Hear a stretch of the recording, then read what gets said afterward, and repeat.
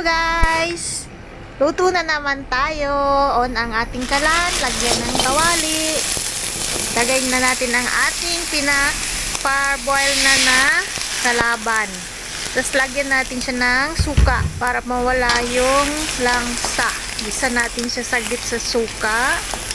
Ang ating lulutuin pala ngayon ay, manood kayo hanggang dulo. Nasa title na pala. Ating Bisayang humba. So, yan. Natuyo na. Wala na yung ating suka. Kunin na natin siya ulit sa kawali. Lagyan ng mantika ang ating kawali. Gisahan natin ang ating sibuyas Holland o Bombay.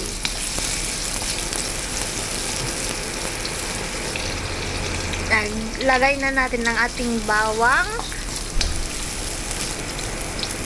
Ayan, mabango na. Balik na natin ang ating pork ribs.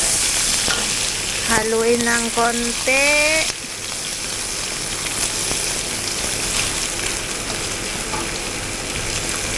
Lagyan ng soda drinks. O pwede rin pineapple juice. Kasi yan soda drinks ang meron sa aking stock. Wala akong pineapple juice. Lagyan ng tuyo. Tapos, konting halo.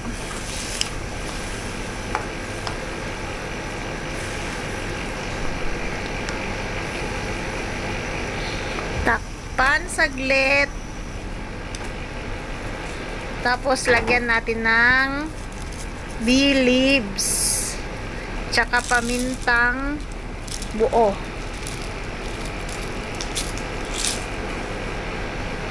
Muling takpan hanggang mga 30 minutes. Sinaan natin ang apoy. Okay.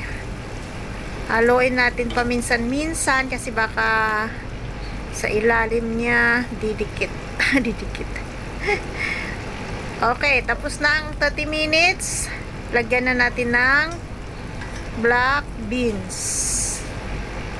Tsaka yung asukal. At saka yung kanina pala, yung bulaklak ng saging. Ayan.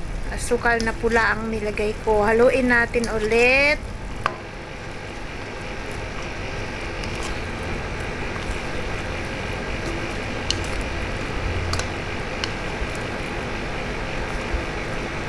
Okay, halo na ng mabuti. Takpan natin yan ulit. Tapos hanggang konti na lang yung sabaw. Taran! Tapos na. Luto na ang ating humbang Bisaya. Kainan na.